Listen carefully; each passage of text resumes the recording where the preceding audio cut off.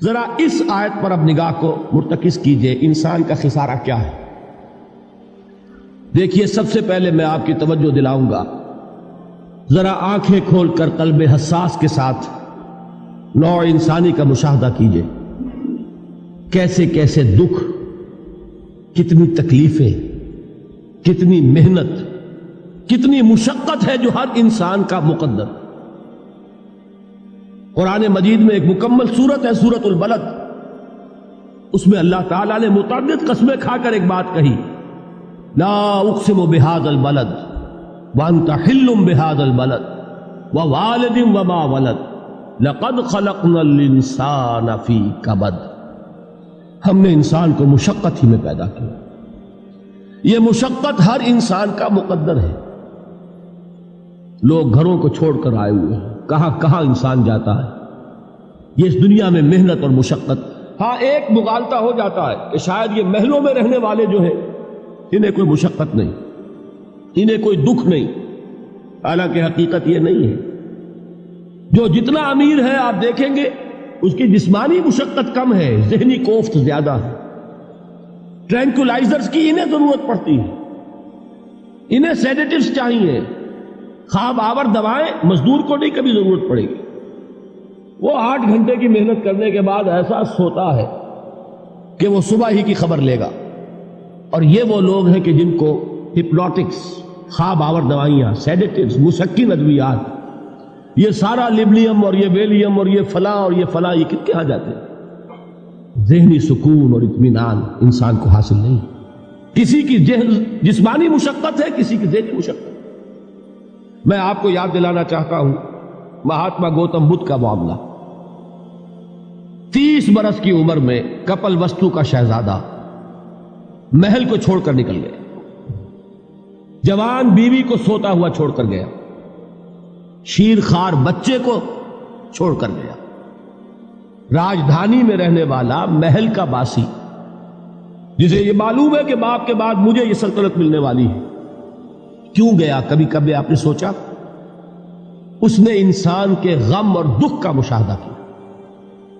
اس نے دیکھا کوئی اندھا ہے، ٹھوکر کھا کر گر رہا ہے، کوئی والدین کھڑے ہوئے رو رہے ہیں اور ان کی نگاہوں کے سامنے ان کا نہایت محبوب بچہ دم توڑ رہا ہے اور وہ کچھ نہیں کر سکتا۔ اس نے سوچا یہ صدمہ کیوں ہے انسان کا، یہ دکھ اس کا مقدر کیوں ہے؟ اس صدمے سے، اس دکھ سے نجات پانے کی بھی کوئی شکل ہے کہ نہیں؟ انسانوں کی ایک عظیم اکثریت، شاہ ولی اللہ دہلوی رحمۃ اللہ علیہ کے الفاظ ہیں کہ وہ لدو اونٹ اور کولو کا بیل بن کر زندگی بسر کرتی ہے۔ جو 8 گھنٹے تک اینٹیں ڈھو رہا ہو، اس شخص کا تصور کیجیے، وہ واقعی انسان ہے یا حیوان بن گیا ہے؟ اور 8 گھنٹے کی اس محنت کے بعد بھی ہو سکتا ہے کہ 2 وقت کی روٹی اسے پوری نہ ملے۔ اور یہ تو ہو سکتا ہے، نہیں ہوتا ہے کہ اگر بچہ بیمار پڑ گیا ہے تو شاید کوئی برتن بیچے بغیر اس کی دوا کا سامان نہ کر سکے۔ ایسا شخص کتنے بوجھوں تلا دبا ہوا ہے، کتنی مشقت کے اندر پسا ہوا ہے۔ لدو اونٹ اور کولو کا بیل، انسانوں کی عظیم اکثریت اس سطح پر زندگی بسر کرتی ہے۔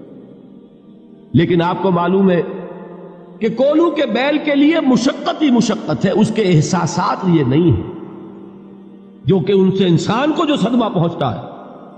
ایک بیل کو اس سے کوئی غرض نہیں کہ اس کا کوئی بچہ بھی تھا کہ نہیں تھا، اس کو کوئی بخار ہوا ہے یا کیا ہوا ہے، اس صدمے سے وہ بیل بچا ہوا ہے۔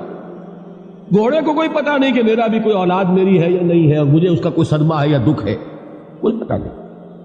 لیکن انسان کا معاملہ یہ ہے کہ والدین کو جو جو دکھ دیکھنے پڑتے ہیں اپنے بچوں کے لیے، اپنی اولاد کے لیے۔ رات کی نیند ہے حرام ہے اس لیے کہ بچہ بخار میں تپ رہا ہے یا درد سے تڑپ رہا ہے، لہذا نہ ماں سو سکتی ہے نہ باپ سو سکتا۔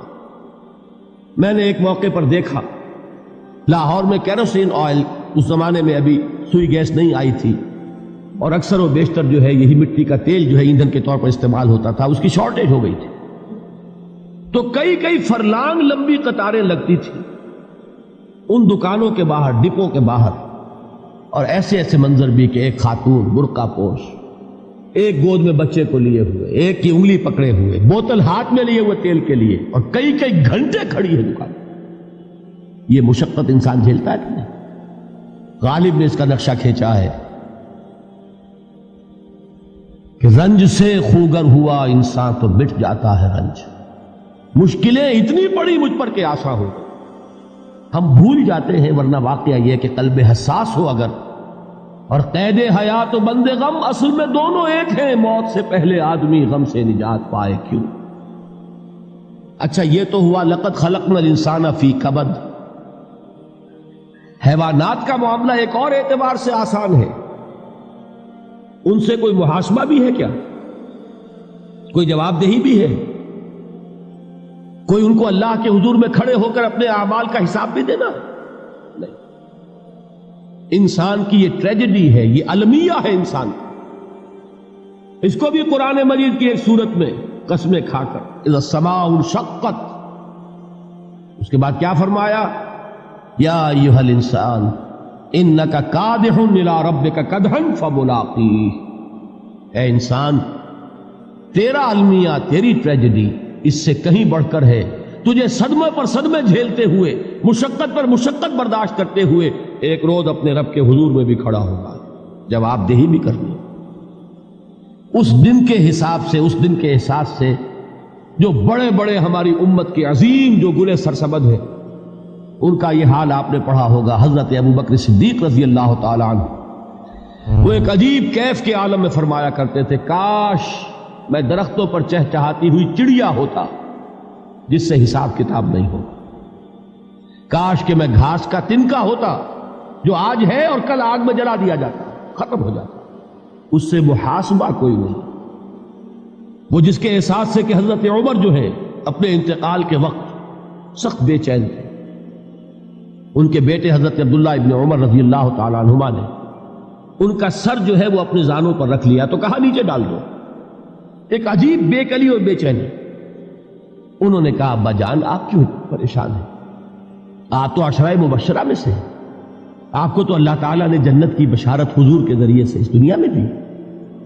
حضرت عمر فرماتے ہیں کہ خدا کی قسم اگر قیامت کے دن عمر برابر سرابر پر چھوٹ گیا تو بہت بڑی کامیابی تصور. یہ احساس جن کو ہوتا. حضرت علی کا حال کیا ہوتا ہے؟ ابھی جو آپ نے حافظ صاحب سے سنا، یہ حضرت علی کا معاملہ ہے کہ ایک تیر پیوست ہو گیا تھا، کسی طرح نکل نہیں رہا تھا. حضرت علی نے فرمایا کہ اچھا چھوڑو مجھے، میں نماز کی نیت باندھتا ہوں. نماز کی نیت پڑھتے تھے تو لرزتے تھے، کانپتے تھے. کس کے سامنے کھڑا ہوں اور کس کے سامنے مجھے ایک دن جواب دہی کے لیے کھڑا ہونا ہوگا. لن تزولا قدم ابن آدم، حضور نے خبر دی ہے ابن آدم کے قدم ہل نہیں سکیں گے. جیسے مجرم کھڑا ہوتا ہے کٹہرے کے اندر، اس کٹہرے میں سے ہل نہیں سکو گے حتی یسأل عن خمس، جب تک کہ 5 چیزوں کا حساب نہ لے لیا جائے. وہ 5 چیزیں کیا ہے؟ کان کھول کر سنیے. عن عمرہ فیما افناہ، عمر کا حساب دو. یہ 80 برس اور 70 برس ہم نے تمہیں دنیا میں دیے، کہاں ضائع کیے؟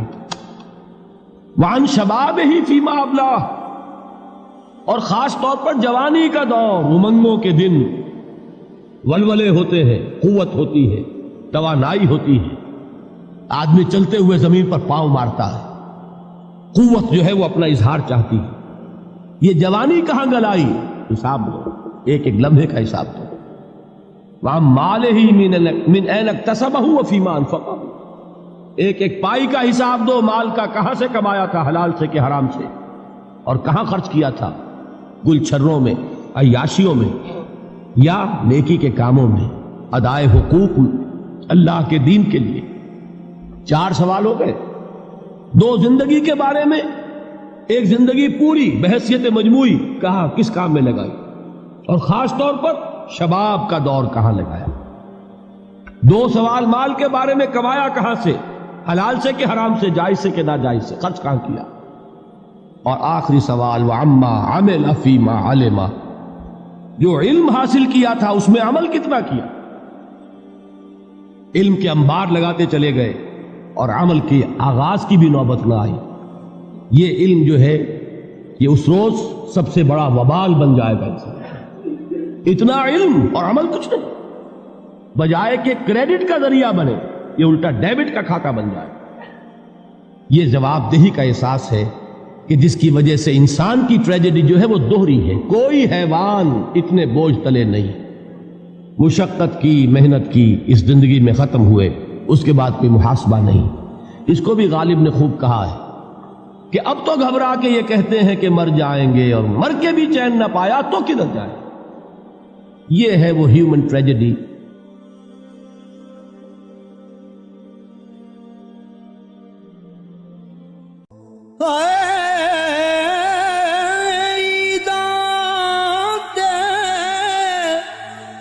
شب رات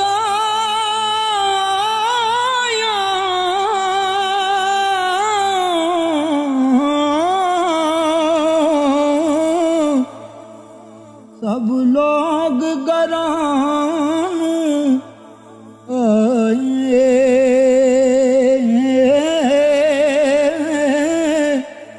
او نہیں آئے او پرت محمد جو آپ ہتھیں دفنا